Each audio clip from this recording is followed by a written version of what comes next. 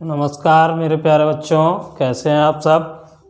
आशा करता हूँ आप सब बढ़िया से होंगे और आपकी पढ़ाई भी बढ़िया से चल रही होगी। तो आज के इस वीडियो में हम लेके आए हैं कक्षा 10 की जो त्रिकोणमिति के अनुप्रयोग हैं उससे एक महत्वपूर्ण सवाल 6 नंबर में पूछा जाता है।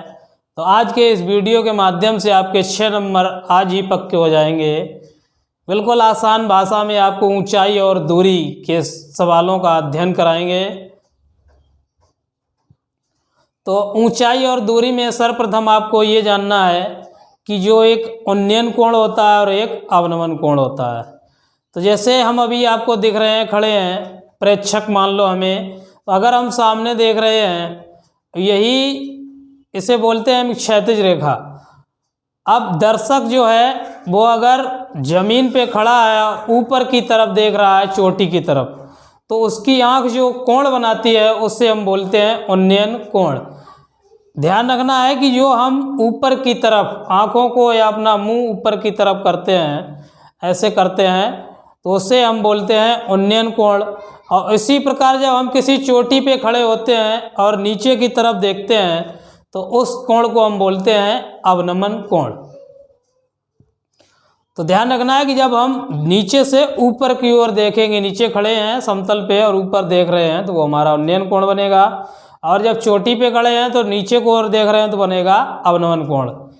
तो एक सवाल दिख रहा है आपको बोर्ड पे कि एक मीनार के पाद बिंदु से 200 मीटर की दूरी से उसके शिखर का उन्नयन कोण 30 अंश है, तो मीनार की ऊंचाई ज्ञात कीजिए।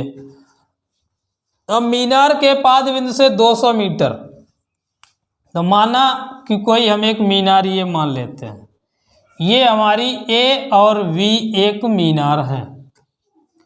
अब इसके पाद बिंदु से मतलब पैर से, जमीन से पाद बिंदु से 200 मीटर की दूरी। अब ये पाद बिंदु है, इससे कितना है 200 मीटर। इधर ये जो हमारी दूरी है वो 200 मीटर है। मीनार के पाद बिंदु से 200 मीटर की दूरी से उसके शिखर का उन्नयन कोण, अब ये शिखर है, शिखर का उन्नयन कोण। अब यहाँ से दर्शक जो होगा यहाँ पे मान लीजिए ये देखेगा ऐसे, इस प्रकार, तो ये एंगल हमारा है, ये दिया है, ये उन्नयन कोण। अब कितना है हमारा 30 अंश।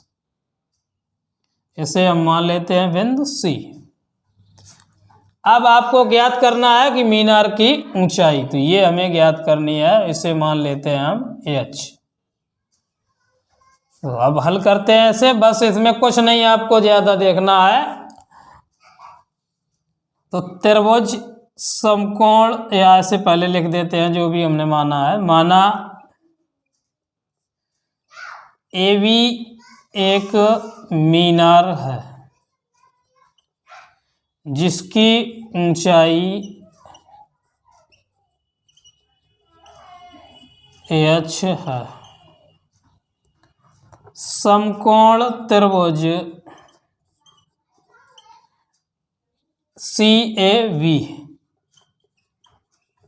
CAV में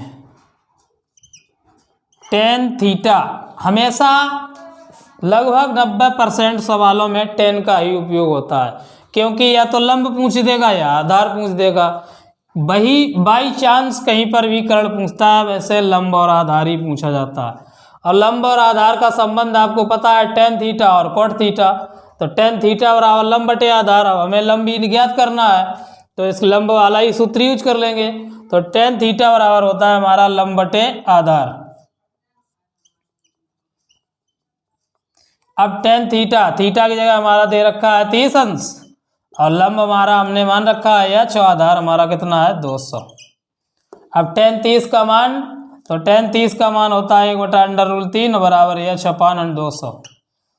अब इसे आगे सोल्व करते हैं तो h/√3 बराबर हो जाएगा हमारा 200, या h इक्वल टू हो जाएगा 200/√3।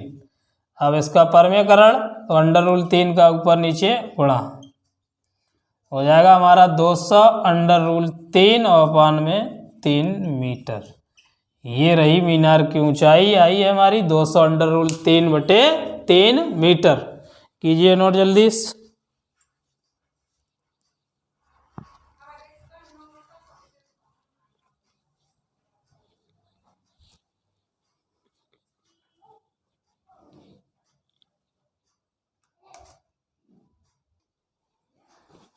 देखिए एक बेस्ट मज़ेदार क्वेश्चन, और पिछले वर्ष एग्जाम में पूछा गया था इसी प्रकार का, आपसे 6 नंबर का एक क्वेश्चन पूछा जाएगा। इस बार भी 100% पूछा जाता है ऊंचाई दूरी से एक सवाल जरूर। तो सवाल पढ़िए, देखिए कितना बढ़िया है। एक प्रकाश स्तंभ के शिखर से देखने पर समुद्र में 2 जहाज़ों के अवनमन कोण क्रमशः 30 और 45 अंश हैं। यदि प्रकाश स्तंभ के एक ही ओर एक जहाज दूसरे जहाज के ठीक पीछे 50 मीटर की दूरी पर है तो समुद्र तल से प्रकाश स्तंभ की ऊंचाई ज्ञात कीजिए। अब देखिए इसका पहले तो डायग्राम बनाइए आप।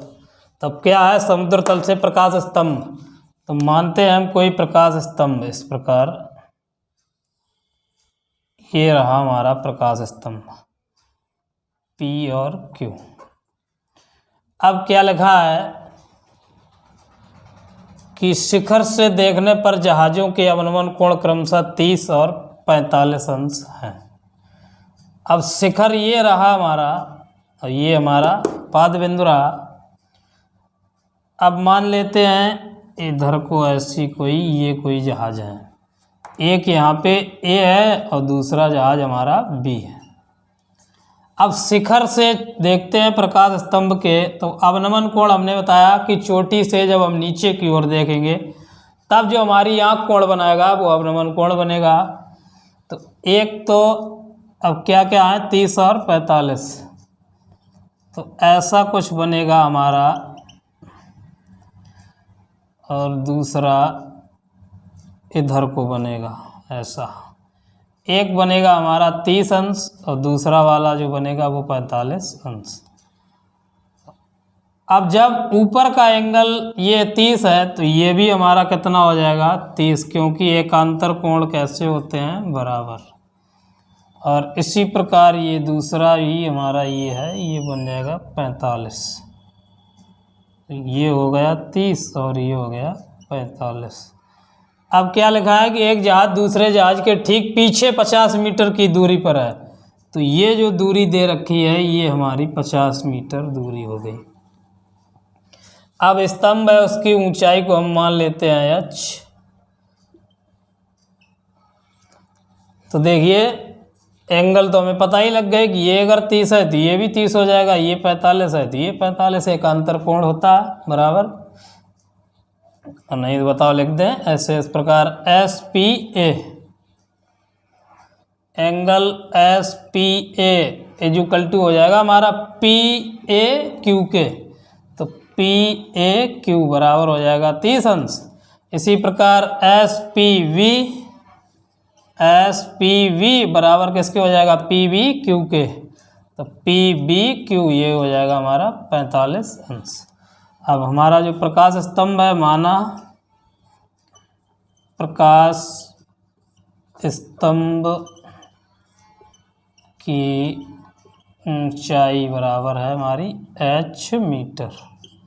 अब ले लीजिए त्रिभुज, सर्वप्रथम ये ले लेते हैं BQP, तो समकोण त्रिभुज BQP में tan थीटा इक्वल टू होता है हमारा लंब और अपान में क्या हो जाएगा आधार।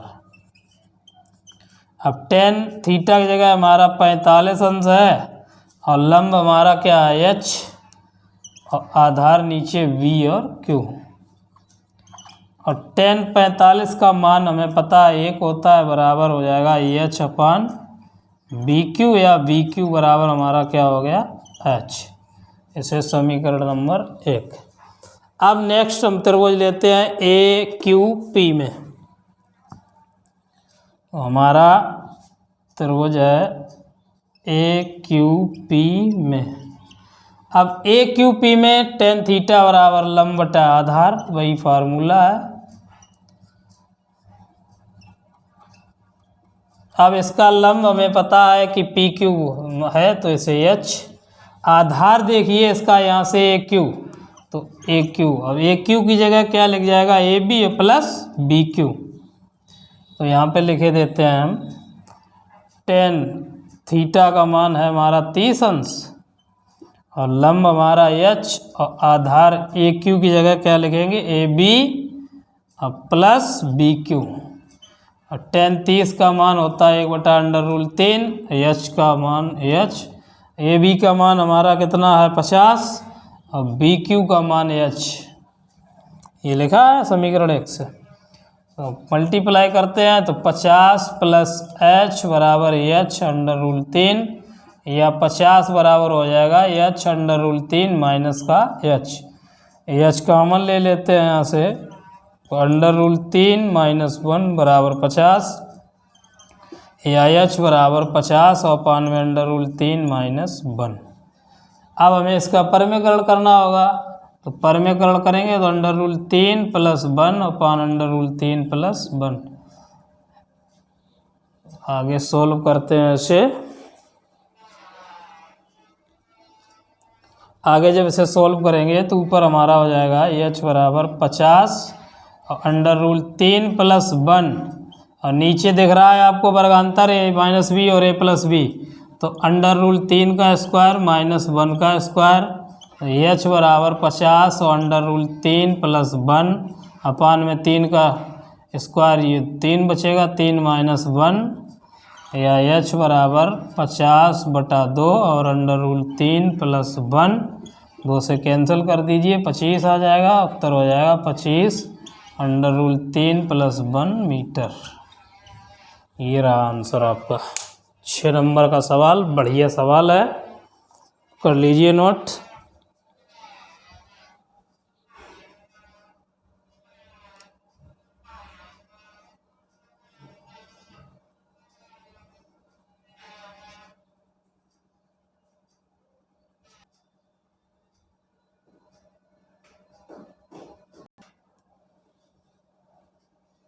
नेक्स्ट सवाल है हमारा, जब सूर्य का उन्नयन कोण फाई से थीटा हो जाता है, क्या लगा है, सूर्य का उन्नयन कोण फाई से थीटा हो जाता है तो क्षैतिज तल में खड़े एक स्तंभ की छाया, क्षैतिज तल में खड़े एक स्तंभ की छाया a मीटर अधिक हो जाती है।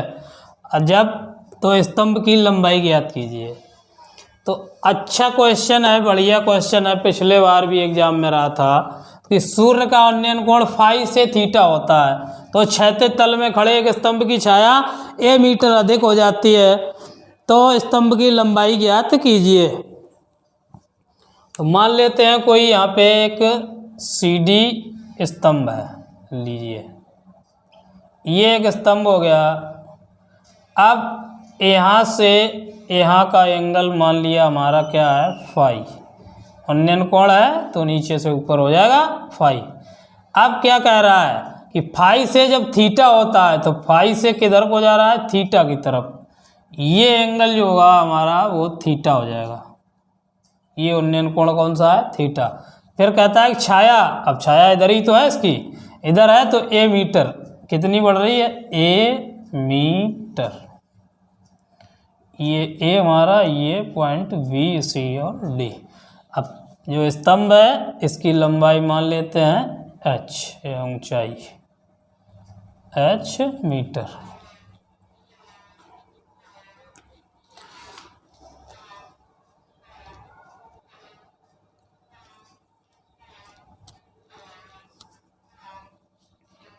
माना स्तंभ की लंबाई CD है जो हमारा स्तंभ, बराबर मान लेते हैं h मीटर।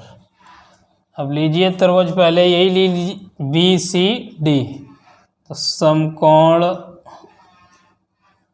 त्रिभुज BCD में tan फाई = लंब बटे आधार। अब tan फाई बराबर लंब हमारे पास h, आधार हमारा क्या है BC। यहाँ से BC का मान हम जब निकालेंगे तो हो जाएगा h/tan फाई। ये हो गया हमारा क्वेश्चन नंबर 1। नेक्स्ट है ACD, समकोण त्रिभुज ACD में tan थीटा की जगह तो थीटा ही है हमारा, और लंब बटे आधार। तो टेन थीटा इक्वल टू लंब हमारा एच और आधार हमारा क्या है ए सी, या टेन थीटा बराबर A H upon A C की जगह A B plus B C हो जाएगा, तो A B plus B C, या टेन थीटा बराबर A H upon A B का मान ए हमें पता दे रखा है और बी सी का मान हम समीकरण 1 से रखेंगे एच अपॉन टेन फाई, तो प्लस का हो जाएगा एच अपॉन टेन फाई। अब इसे हल करते हैं तो tan theta equal to H upon में टेन फाई को जब एलसीएम लेते हैं हम तो इसका गुणा हो जाएगा तो ए टेन फाई अब प्लस हो जाएगा एच, टेन फाई ऊपर जाएगा हमारा, तो आगे जब इसे सॉल्व करेंगे तो बन जाएगा हमारा ऊपर tan theta equal to H tan phi upon में A tan phi plus H. अब कैंची का गुणा कर लेते हैं यहाँ से, तो हो जाएगा टेन थीटा बराबर एच टेन, नहीं गुणा लिखिए पूरा ये, इनटू हो जाएगा ए टेन फाई प्लस एच बराबर में एच टेन फाई। देख रहा है, सही है देख रहा।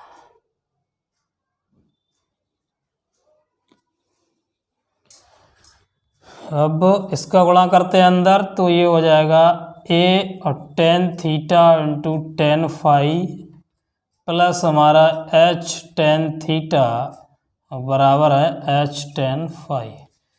एच का पक्षांतर कर लेते हैं इधर या उधर कर लेते हैं, तो ये हो जाएगा हमारा A tan theta into tan phi बराबर में हो जाएगा एच टेन फाई माइनस का एच टेन थीटा।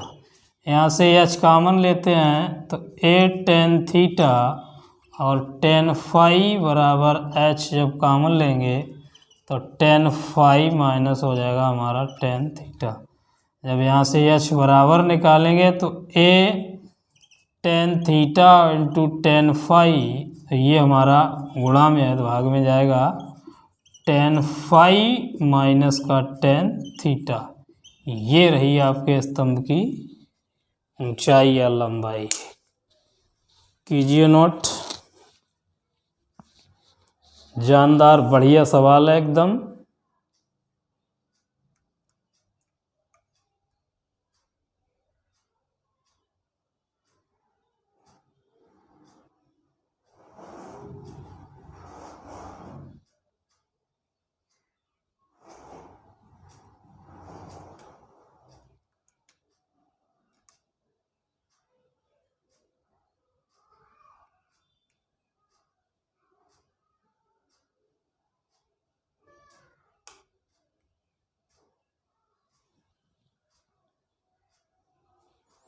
हो गया नोट।